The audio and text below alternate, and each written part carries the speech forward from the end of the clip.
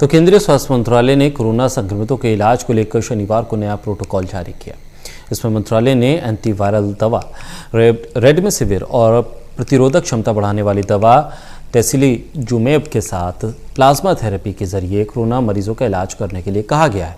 इसके पहले मंत्रालय ने एंटीवायरल दवा रेमडेसिविर और प्लाज्मा थेरेपी दोनों पर ही रोक लगा दी थी।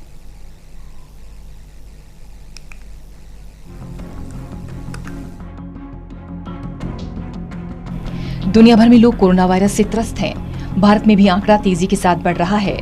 इसकी अब तक कोई वैक्सीन नहीं मिल सकी, लेकिन कई देशों में ट्रायल जारी है। इसी बीच देश में केंद्रीय स्वास्थ्य मंत्रालय ने कोरोना संक्रमितों के इलाज को लेकर शनिवार को नया प्रोटोकॉल जारी किया। इसमें मंत्रालय ने एंटीवायरल दवा रेमडेसिविर और प्रतिरोधक क्षमता बढ़ाने वाली दवा टोसिलीजुमैब के साथ साथ प्लाज्मा थेरेपी के जरिए कोरोना मरीजों का इलाज करने को मंजूरी दी। केंद्रीय स्वास्थ्य मंत्रालय ने शनिवार को कोविड-19 के लिए क्लिनिकल मैनेजमेंट प्रोटोकॉल की समीक्षा करते हुए कहा कि बीमारी की शुरुआत में सार्थक प्रभाव के लिए मलेरिया रोधक दवा हाइड्रोक्सीक्लोरोक्विन का इस्तेमाल किया जाना चाहिए, लेकिन गंभीर मामलों में इससे बचना चाहिए। आपको बता दें कि इससे पहले मंत्रालय ने एंटीवायरल दवा रेमडेसिविर और प्लाज्मा थेरेपी दोनों पर ही रोक लगा दी थी। नए प्रोटोकॉल के तहत गंभीर स्थिति और आईसीयू की जरूरत होने की स्थिति में एजिथ्रोमाइसिन के साथ हाइड्रोक्सीक्लोरोक्विन का इस्तेमाल किए जाने की पहले की अनुशंसा को समाप्त कर दिया। मंत्रालय ने नए प्रोटोकॉल में कहा कि हाइड्रोक्सीक्लोरोक्विन दवा देने से पहले मरीज का ईसीजी भी करा लेना चाहिए और फिर इसकी रिपोर्ट के मुताबिक ही मरीज को दें। आपातकालीन सिचुएशन में रेमडेसिविर का इस्तेमाल ऐसे मध्यम स्थिति वाले रोगियों के लिए हो सकता है जिन्हें ऑक्सीजन की जरूरत हो। इसका इस्तेमाल उन लोगों के लिए नहीं किया जाना चाहिए जो गुर्दे की गंभीर बीमारी से पीड़ित हों और उच्च स्तर के यकृत एंजाइम से पीड़ित हैं। इसका इस्तेमाल गर्भवती एवं स्तनपान करने वाली महिलाओं और 12 वर्ष से कम उम्र के बच्चों के लिए भी नहीं होना चाहिए। साथ ही प्लाज्मा का प्रयोग ऐसे रोगियों के लिए होना चाहिए जिसमें स्टेरॉयड के इस्तेमाल के बावजूद सुधार नहीं हो रहे।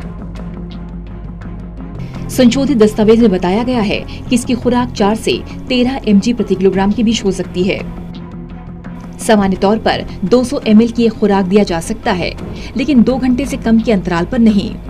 मंत्रालय के मुताबिक सीमित साक्ष्यों के आधार पर रेमडेसिविर, टोसिलीजुमैब और प्लाज्मा उपचार का प्रयोग करने के लिए कहा गया।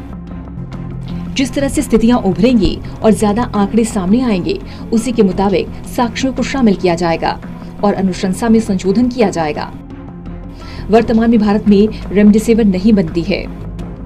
बहरहाल भारत में कोविड-19 के 2 लाख मामले सामने आने के बाद 10 दिनों बाद शनिवार को आंकड़ा 3 लाख के पार हो गया। एक दिन में सर्वाधिक 11,458 मामले शनिवार को आए। देश में संक्रमितों की संख्या 100 से 1 लाख तक पहुंचने में 64 दिन लग गए। फिर अगले एक पखवाड़े में ये संख्या 2 लाख हो गई। हालांकि अभी तक 49.95% रोगी ठीक भी हो चुके हैं। Special desk, total news.